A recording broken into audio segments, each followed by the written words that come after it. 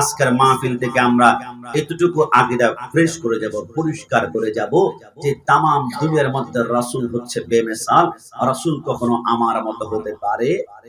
একটু জবান খুলে বলেন, পারে? অনেকবার যারা নবীকে আমার মতো বলেন, আমি করজোরে প্রার্থনা করে বলি, নরসিংদীর এই জমিনে আজকের এই প্রোগ্রামে আশেপাশে আমার আজকে প্রথম আসা হয়েছে। আমি বলবো মাইকের সাউন্ড যেখান থেকে আপনি শুনতে পাচ্ছেন, অনেকে হয়তো বা মুকাররম বারি সাহেবের ভক্ত, আপনি মোহাব্বত নিয়ে অপেক্ষা করছেন কখন আসবে, তারপর প্যান্ডেলে ঢুকবো। আমি আপনাকে জোর করে প্যান্ডেলে ঢুকাবো না, তবে আপনাকে রিকোয়েস্ট করবো যেখান থেকে শুনতে পাচ্ছেন সেইখান থেকে শুনবেন। আমি 5 মিনিটে 10টা দলিল উপস্থাপন করব। রাসূল আমার মতো হতে পারে না, আমার মতো হতে পারে না, আমার মতো হতে পারে না। যদি খণ্ডন করতে পারো, আমি আমার ডান কানে ধরে আমি ওয়াদা করলাম, ব্রাহ্মণবাড়িয়া আর ওই দিক দিয়ে কাঁচপুরের ভিতরে দিয়ে নরসিংদীতে জীবনে আমার ডান পা আমি কোনোদিন ঢুকাবো না। 1 নাম্বার দলিল, রাসূল কখনো আমার মতো হতে পারে না। আমরা দুনিয়াতে আগমন করলাম উলঙ্গ অবস্থায়, কসম খোদার রাসূল দুনিয়াতে আগমন করেছেন জান্নাতের পোশাক পরা অবস্থায়। সুবহানাল্লাহ। রাসূল কখনো আমার মতো হতে পারে না। আমরা দুনিয়াতে আগমন করেছি, কোনো কথা বলবো না কেমন? আমরা দুনিয়াতে আগমন করেছি উলঙ্গ অবস্থায়, দুনিয়ার জমিনে আমরা আগমন করেছি খতনাবিহীন অবস্থায়। 3, 4, 5, 6 বছরের পরে সুন্নতে খতনা করা হয়েছে, কিন্তু রাসূলুর লজ্জাস্থান দুনিয়ার কোন মানুষ দেখবে, আমার আল্লাহ বলে না না, আমার আল্লাহ বলে না না, এটা আমি বরদাস্ত করতে পারবো না। এই জন্য আমার আল্লাহ রাসূলকে খতনা করানো অবস্থায় দুনিয়াতে প্রেরণ করেছেন। যদি বলে সুবহানাল্লাহ। রাসূল কখনো আমার মতো হতে পারে না।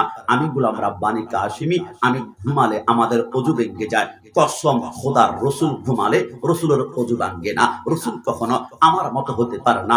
আমি সর্বোচ্চ 4 জন স্ত্রী গ্রহণ করতে পারবো, এরপর হারাম, এরপর হারাম। কিন্তু রাসূল 11 জন স্ত্রী মোবারকা গ্রহণ করেছেন, মন চাইলে আরো গ্রহণ করতে পারতেন। রুখসত পাওয়ার ক্ষমতা দিয়েছেন আমার আল্লাহ। রাসূল কখনো আমার মতো হতে পারে না। আমি গোলাম রাব্বানী কাশিমি যদি ইন্তেকাল করি, 4 মাস 10 দিন পরে ইদ্দত পালন করার পরে আমার স্ত্রী আরেকজন স্বামী গ্রহণ করতে পারবে, কিন্তু রাসূলুল্লাহর স্ত্রীরা জিন্দেগিতে আর কোনোদিন স্বামী গ্রহণ করতে পারবে না, কারণ তারা হচ্ছে উম্মুল মুমিনিন, মুমিনদের মা। মার সাথে সন্তানে কখনো বিবাহ হতে পারে না। রাসূল কখনো আমার মতো হতে পারে না। আমার উপরে 5 ওয়াক্ত নামাজ ফরজ, কসম খোদার রাসূলুল্লাহর জন্য 6 ওয়াক্ত নামাজ ফরজ ছিল। কুরআন বলে ওমিনাল লাইলি ফাতাহাজ্জাত বিহি নাফিলাতাল লাক, রাসূলের উপরে তাহাজ্জুদের নামাজ ফরজ ছিল।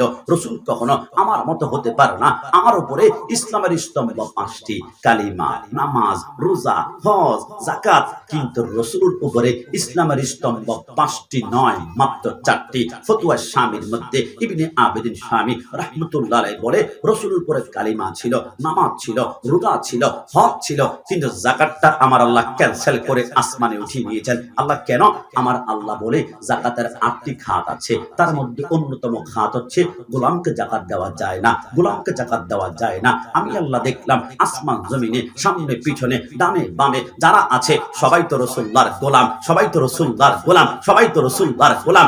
এখন যদি রাসূলের উপর যাকাতটা ফরজ করা হয়, রাসূল যাকাত দিবে কাকে? গোলামকে তো যাকাত দেওয়া যায় না, গোলামকে যাকাত দেওয়া যায় না। আমি আল্লাহ যাকাতটা ক্যান্সেল করে প্রমাণ করে দিলাম। পৃথিবীর মানুষ শুনে নাও, পৃথিবীর মানুষ শুনে নাও, তামাম দুনিয়া হচ্ছে আমি আল্লাহর বান্দা, তামাম দুনিয়া হচ্ছে আমি আল্লাহর বান্দা, আর তামাম দুনিয়া হচ্ছে আমার বন্ধুর গোলাম। ডান হাত তুলে বলো ঠিক কি না? রাসূল কখনো আমার মতো হতে পারে না।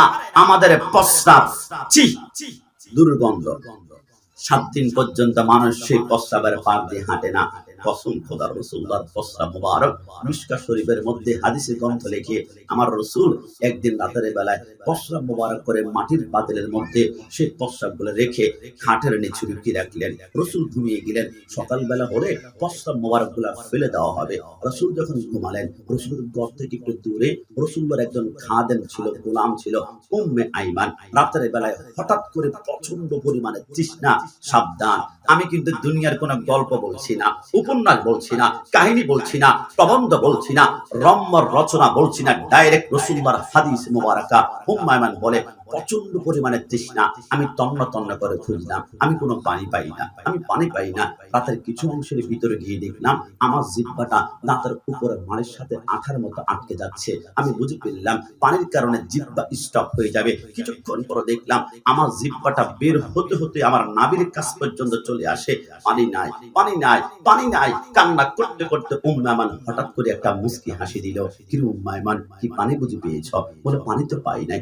পানি যদি না পাও তাহলে মুস্কি হাসলা কেন? উম্মে আমান বলে একটা কথা মনে পড়ে গেল, সেই জন্য আমি মুস্কি হাসলাম। কি কথা? উম্মে আমান বলে আমার মনে পড়লো, কি রে আমি কাঁদি কেন?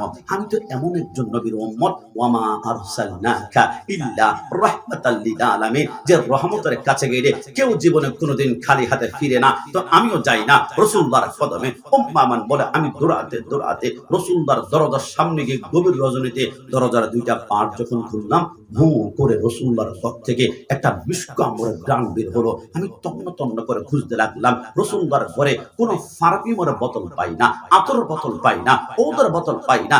ঘ্রাণটা বের হয় কোথা থেকে? উম্মে আমান বলে খুঁজতে খুঁজতে তন্ন তন্ন, জাররা জাররা, পাত্তা পাত্তা, হঠাৎ করে আমি রাসূলুল্লাহর খাট মোবারকের নিচে একখানা মাটির পেয়ালাতে দেখলাম কিছু পানি মণিমুক্তার মতো চকচক চকচক চকচক করে। সেই পানির কাছে গিয়ে আমি নাকটা লাগালাম। এটা কি দুর্গন্ধ নাকি সুগন্ধ?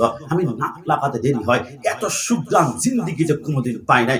মিশক আম্বরের চাইতো আর সুঘ্রাণ। আমি দেরি না করে টেস্ট করার জন্য আমার শাহাদাত আঙ্গুলটা বের করে আমি এক ফোঁটা পানি আমার জিহ্বার মধ্যে লাগালাম। এত স্বাদ, এত মজা, এত লজ্জা জিন্দেগিতে কোনো পানিতে পাই নাই। সমস্ত পানি পান করে উম্মে আমান ঘুমিয়ে পড়লো। সকালবেলা রাসূল ঘুম থেকে উঠে বলে আইনা উম্মে আমান, উম্মে আমান তুমি কোথায়? লাব্বাইকা সাদাইকা রাসূলুল্লাহ, নবী কেন ডেকেছেন? আপনি বললে কিন্তু আমার জানটা এখন কুরবান করে দেব।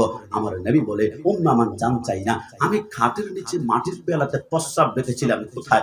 উম্মে আমান ঝরঝর করে কাঁদতে লাগলো। নবী আপনি কোনটাকে প্রস্রাব বলছেন, যেটা পান করলে জীবনে অন্য কোনো পানি পান করার ইচ্ছেই আর থাকে না? কোনটাকে প্রস্রাব বলছেন যেটা থেকে মিশক আম্বরের ঘ্রাণ বের হয়? কোনটাকে প্রস্রাব বলছেন যেটা মধুর চাইতো মিষ্টি, দুধের চাইতো সাদা? আমার নবী বলে উম্মে আমান যা জিজ্ঞাসা করে তা বলো, আমার প্রস্রাব গেলে কোথায়? নবী তৃষ্ণা লেগেছে, আমি পান করে ফেলেছি, পান করে ফেলেছি। আমার নবী বলে কি রে উম্মে আমান, তুমি কি জানো না যেই পেটে প্রস্রাব ঢুকবে ওই পেট তো জাহান্নামে চলে যাবে, জাহান্নামে। উম্মে আমান বলে আল্লাহ বিল্লাহ তাল্লাহ, তিনবার খোদার কসম করে বলে নবী আপনার প্রস্রাব মোবারক পান করার কারণে জাহান্নামে 1000 নয়, 1 লক্ষ নয়, 1 কোটি বার যদি আমাকে জ্বালিয়ে পুড়িয়ে চারকার করে ফেলে আমি জাহান্নামকে ভয় পাই না, কারণ আমি প্রস্রাব পান করে নাই, আমি প্রস্রাব পান করে নাই, আমি প্রস্রাব মুবারক পান করেছি। মুবারক, মুবারক মানে পবিত্র প্রস্রাব। আমার নবী বলে যেই ব্যক্তি আমার রাসূলের প্রস্রাব পান করে জাহান্নামকে ভয় পাই না, ডিক্লেয়ার করে দিলাম যেই পেটে রাসূল তার প্রস্রাব ঢুকেছে ওই পেটকে জাহান্নাম কোনোদিন টাচ করতে পারবে না। চিৎকার মেরে বলুন সুবহান।